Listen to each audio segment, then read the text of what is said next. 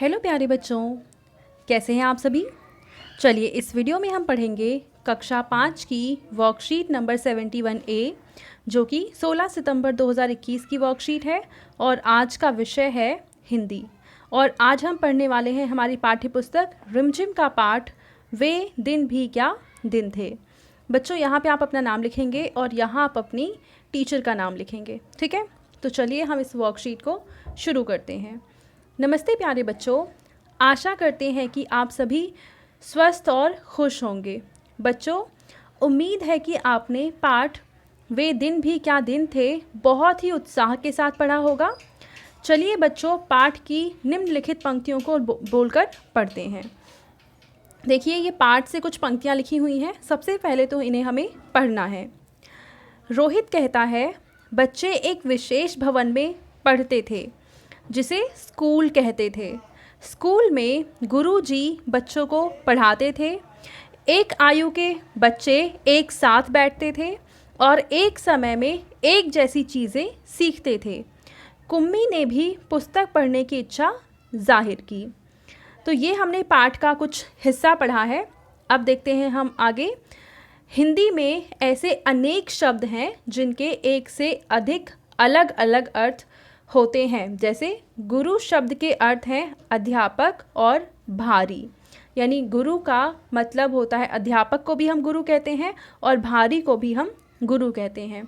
इन शब्दों को अनेकार्थी शब्द कहते हैं, यानी किसी एक शब्द जिसके दो या दो से ज़्यादा मतलब होते हैं तो उन्हें हम कहते हैं अनेकार्थी शब्द। अब देखो, इसमें पहला प्रश्न हमें कह रखा है कि नीचे दिए गए चित्रों को देखकर अनेकार्थी शब्द लिखिए। देखो, पहला शब्द है अंबर। इसका एक मतलब होता है कपड़ा और दूसरा मतलब होता है आकाश, यानी अंबर का मतलब आकाश भी होता है और अंबर का मतलब कपड़ा भी होता है। अगला है घन। तो घन का एक मतलब तो होता है बादल, एक मतलब हो गया बादल और दूसरा मतलब होता है बक्सा, क्योंकि बक्से का जो आकार है वो घन के आकार जैसा होता है। अगला है तीर। तो तीर नदी को भी बोलते हैं और तीर हम बाण को भी बोलते हैं, ठीक है। तो घन के दो मतलब कौन कौन से हैं? बादल और बक्सा। और तीर के दो मतलब हैं नदी और बाण, ठीक है। तो हमने पहला प्रश्न हल कर लिया। अब हम देखते हैं दूसरा प्रश्न।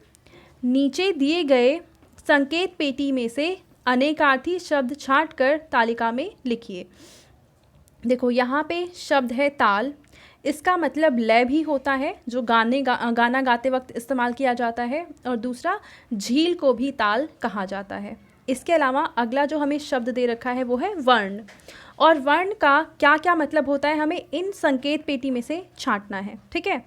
तो देखो, वर्ण का एक मतलब तो होता है रंग, तो यहाँ पे हम लिख देंगे रंग।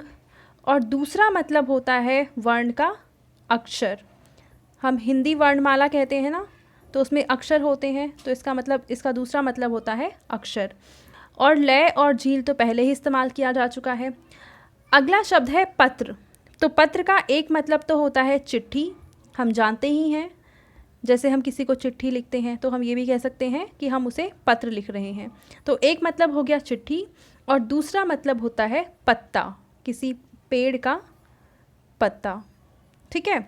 उसके बाद तीसरा शब्द है नव। तो नव के भी दो मतलब होते हैं, एक होता है नया और दूसरा मतलब होता है नौ, ठीक है। तो एक मतलब हो गया नया और दूसरा मतलब है नौ। तो इस तरीके से हमने दूसरा प्रश्न भी हल कर लिया। अब आपको देखो, पेरेंट्स के लिए यहाँ पे सजेशन है कि बच्चों को दैनिक जीवन में प्रयोग होने वाले शब्दों के अनेकार्थी शब्द बताने के लिए प्रेरित कीजिए। तो ज़रूर आप बच्चों को प्रोत्साहित कीजिए कि वो इन चीज़ों को नोटिस करें और आपके साथ डिस्कस करें। तो बच्चों, आपको कार्यपत्रिका मज़ेदार लगी ना? अब बताइए कि आज आपने क्या नया सीखा। तो आज आपने जो भी इस वर्कशीट के थ्रू नया सीखा है वो चीज़ यहाँ पे आप लिख देंगे, ठीक है। तो ये थी आज की हमारी हिंदी की वर्कशीट, जो कि काफ़ी ज़्यादा इंटरेस्टिंग थी। एंड अगर आपको ये वीडियो पसंद आई है तो इसको लाइक करें, अपने दोस्तों के साथ शेयर करें और इस चैनल को सब्सक्राइब कर लें। Thank you.